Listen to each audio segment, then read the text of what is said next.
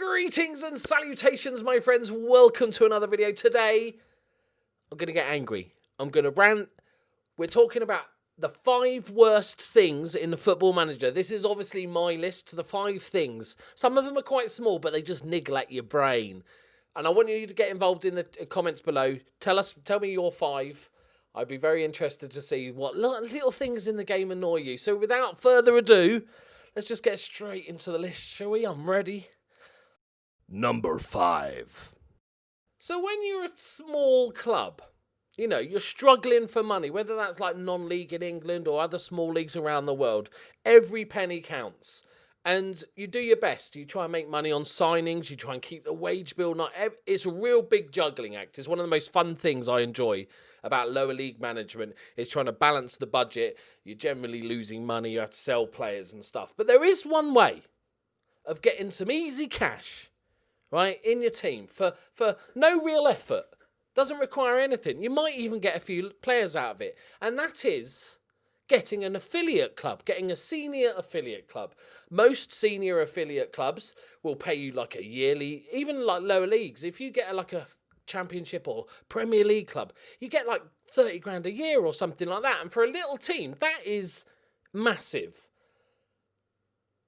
But the board don't seem to realise this a lot of the time. You go to the board request and you say, hey, board, you know, owners of the club, do you fancy making some free cash? And they're like, nah, I'm all right. And then you get into this argument.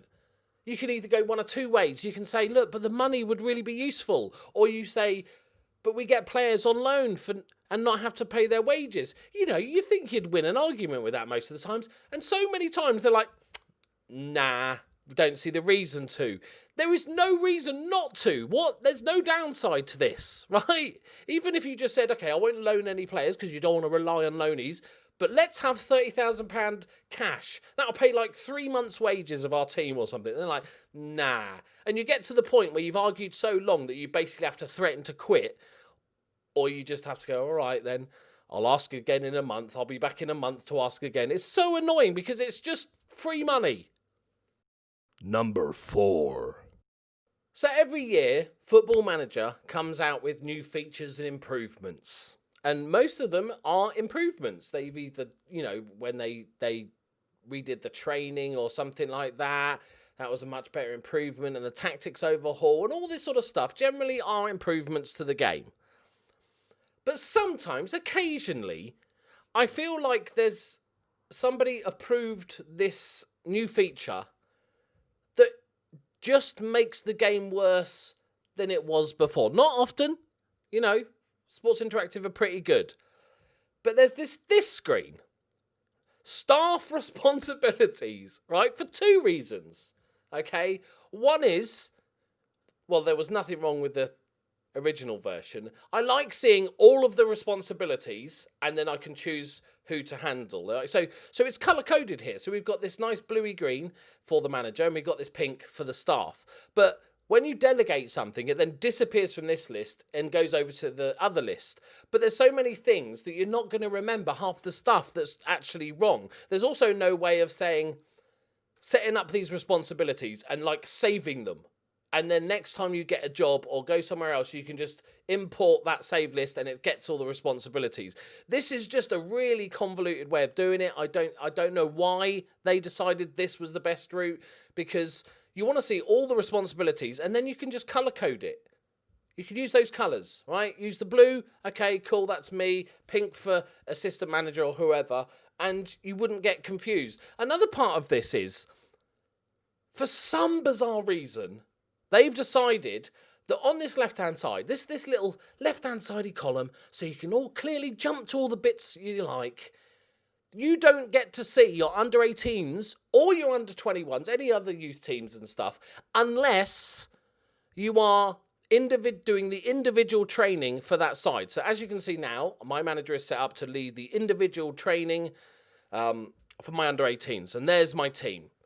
If I decide, you know what, I don't want to do training, I'll confirm that. It then disappears from... I still want to look at it. That's just because I don't want, like... Nah, don't bother with me. So then you have to go and click in a bunch of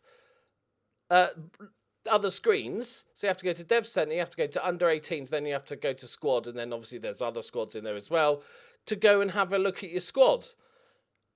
I don't understand why anyone thought that was a good idea, because even people that don't want any involvement in training are occasionally just gonna have a look. It's not like they don't have space, right? You can have another 6 columns in there. I don't know what the thought process was between this whole idea of doing this. I'd love to know what your thoughts are on this. Like, is this just me, this bit, or are you just that it was fine before? I don't know why you needed to update this, because then you're forever jumping to find something and then delegating it, forgetting it exists and stuff. I just hate it. Number 3. So, let me paint you a picture. Let me Bob Ross this, right? You're a world-class manager. You know, you've travelled. You've won the league. You've won the Premier League in England. You've gone to Spain and won La Liga. You've gone to France and won Ligue 1, right? You've done you're world class, but it's time for a fresh challenge. Maybe you fancy a bit of hot German action, right? So, time for the joyous event that is the job interview. Now, there's a certain part of the job interview. Obviously, job interviews are incredibly boring in the game. They're very much like press conferences, where once you've done a few, it's all very, very similar.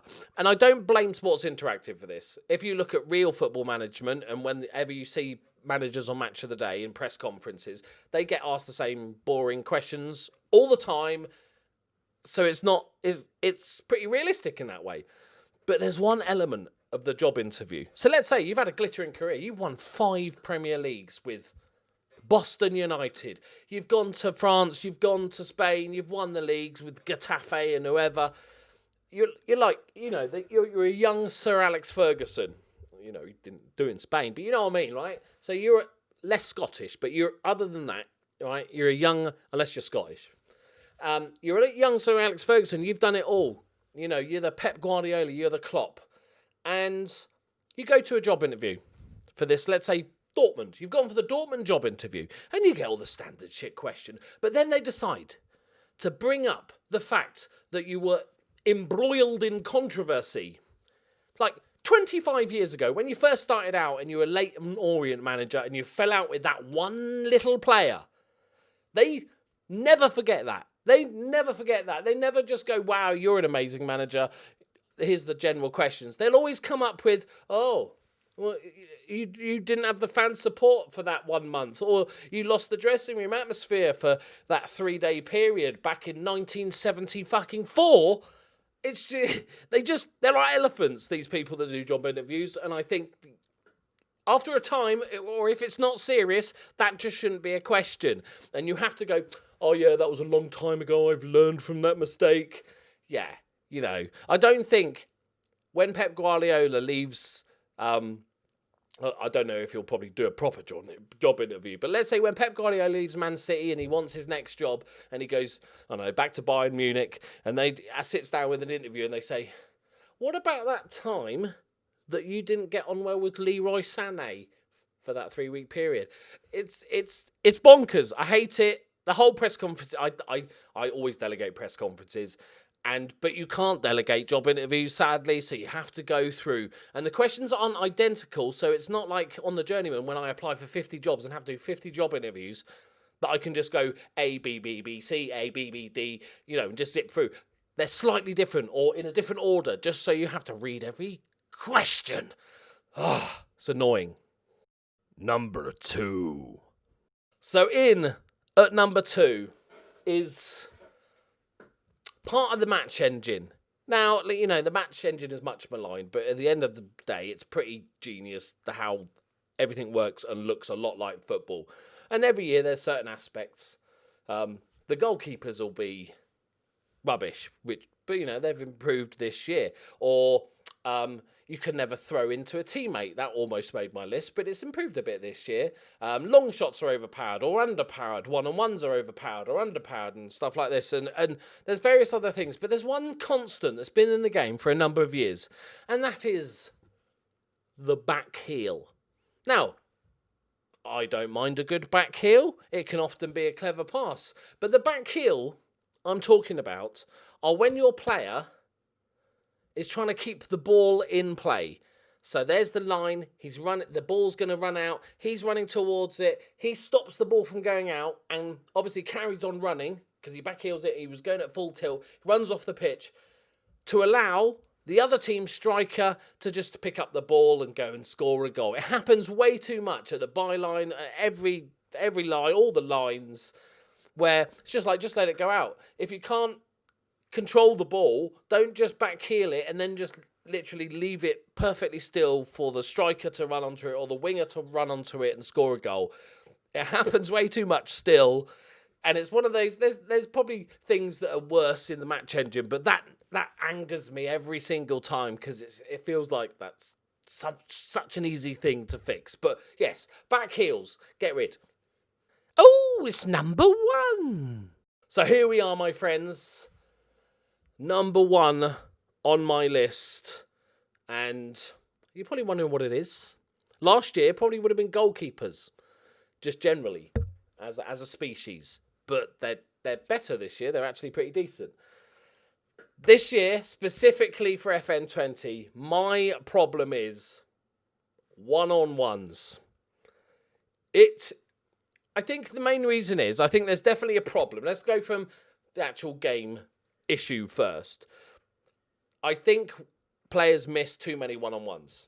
And I think, and somebody said this in the comments of my video because I was complaining about it, is that they've toned down how many one-on-ones you score because it's too easy to get one-on-ones. There's too many balls over the top one-on-one situations. So to stop that being tons of goals and all the goals coming from those one-on-ones, they've then reduced the amount of one-on-ones you're going to score, even with like top strikers and stuff.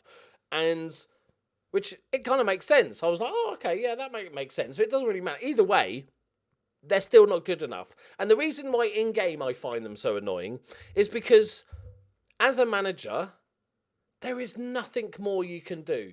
You sign a good striker. You develop a good tactic. You've got a well-gelled squad together. You build this super tactic that's ready to destroy your opponent. And it works perfectly because there's a ball over the top or around the corner or an early cross or whatever, and your players put in a one-on-one. Everything you've done to this point has culminated in the perfect goal-scoring opportunity. And it's completely out of your hands, and they fuck it up. Constantly. Way too much. It's so irritating because it's like, well, no, my tactic is working because we are creating one-on-ones. Like, for instance, if you had a tactic and your guys were shooting from range too much, they were taking long shots all the time, right? That's down to you as a manager. You go, okay, I need to tweak the tactic here or look at the players. You know, what's going wrong? Why are we taking long shots? But you want one-on-ones. I'm creating one-on-ones, and nobody can score them, despite being like Lionel Messi. It's really, really annoying, and I think it is a little bit too over the top. It's missing one-on-ones is always annoying, even if it's not, broken in the game.